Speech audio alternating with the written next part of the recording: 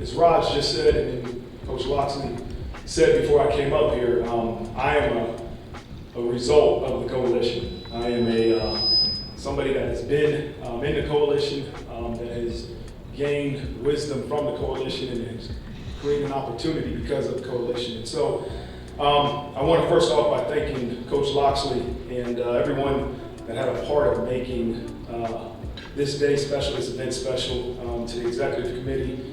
I know how vital you all are. Unfortunately, my wife couldn't be here. We have 6 kids at home, that 4 of them are wrestling and 2 of them are in gymnastics. So she's back home getting them where they need to be. But I want to give her a shout out. Speaking of 6 children, all 6 of our kids are in sports. And to all the coaches in the room, no matter what level of coaching you are on, I want to thank you guys for the impact you make on our young people across this country.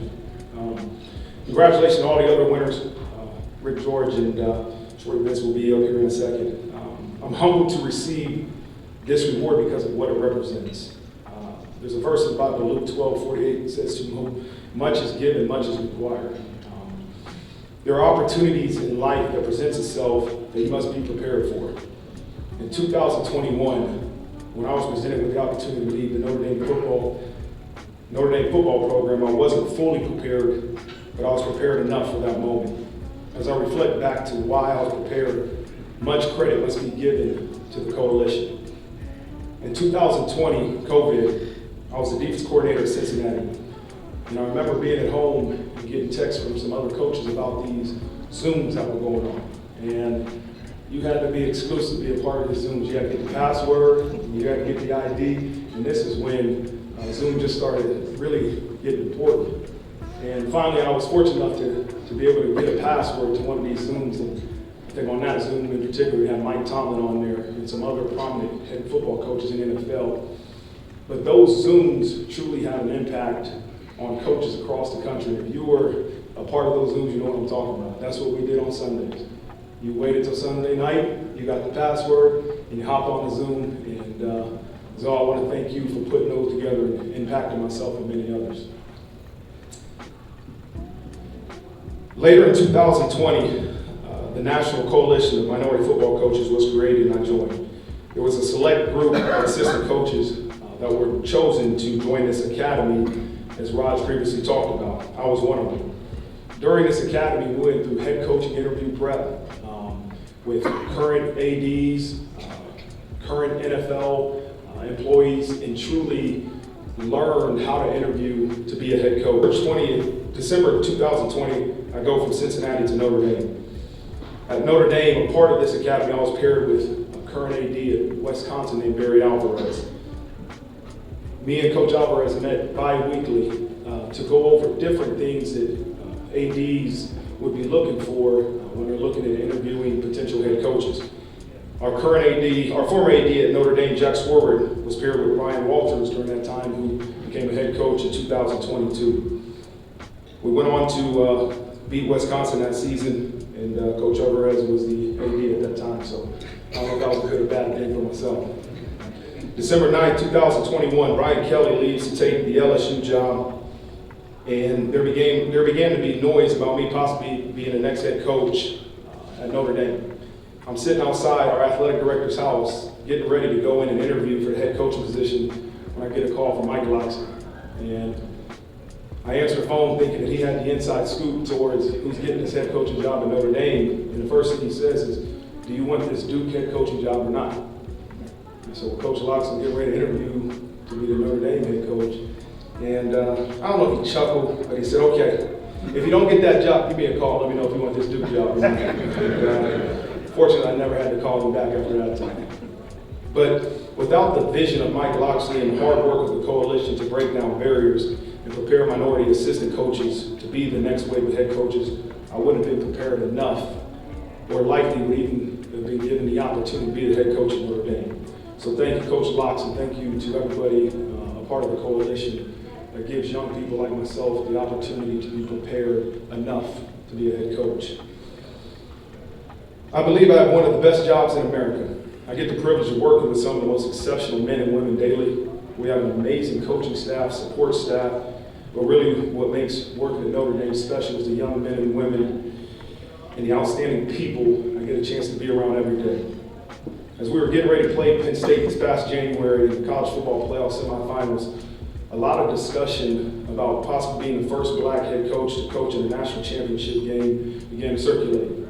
I was humbled at the thought of being that person, but I never wanted the attention to be about me.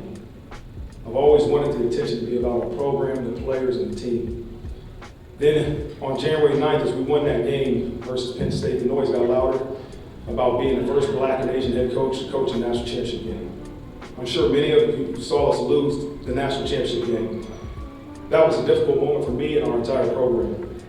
After that game, I went to my hotel room and I was in a lot of pain. And I remember it was me and my father sitting in the room, just us two, and the thought of restarting this journey was a lot. And I remember telling him maybe I should quit.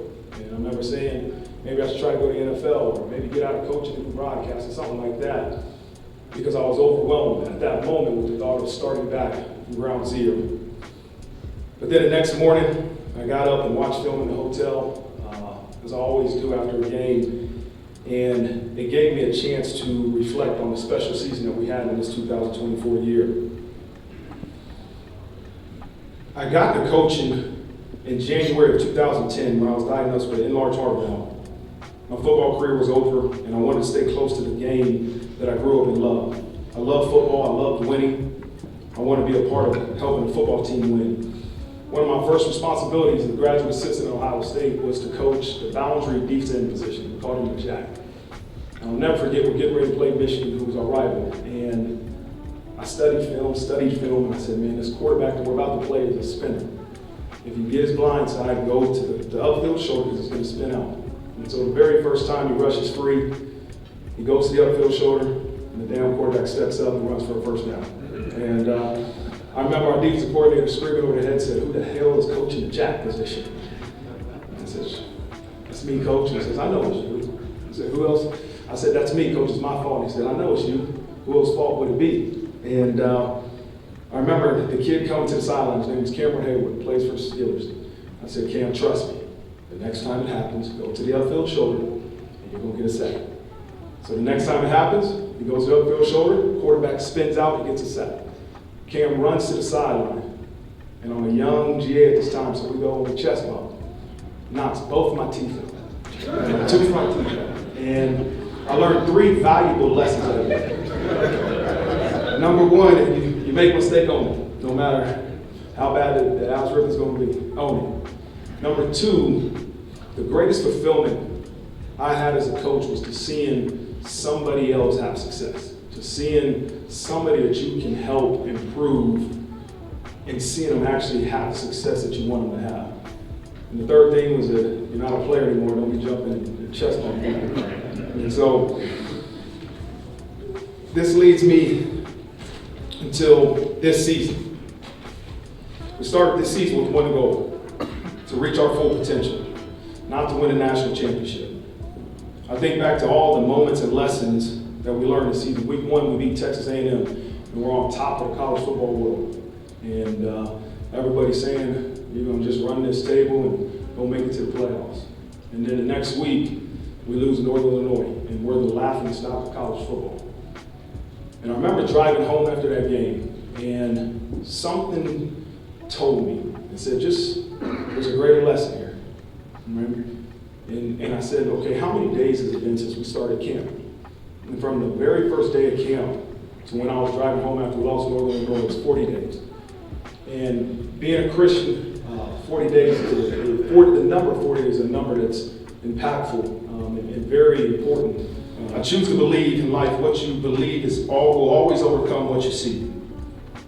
Coaching isn't about what you see on TV. Coaching isn't about just beating your opponent. Coaching isn't about the individual recognition you get when you have success. I choose to believe that coaching is about making a positive impact on the people that you lead, and that will always overcome what you see. The 2024 journey was a hell of a ride, and I stand before you today humbled and honored to receive this award on behalf of everyone in our Notre Dame football program. I wouldn't be here if it weren't for everyone in our program giving their all to Notre Dame. I often tell our players that individual success is a result of team success, and me achieving this award is a great example of that. I proudly accept this award as a representation for all Black, Asian, minority coaches. More importantly, I stand here as a Christian coach that strives to make our young people better men and women every day. I'd like to thank all those coaches that have paved the way for me and countless others to be in this position. And lastly, again, I want to thank Coach Loxley and the coalition that are truly preparing and creating opportunities for minority coaches like myself and many others to impact young people. So thank you guys all. God bless you all, and go Notre Dame.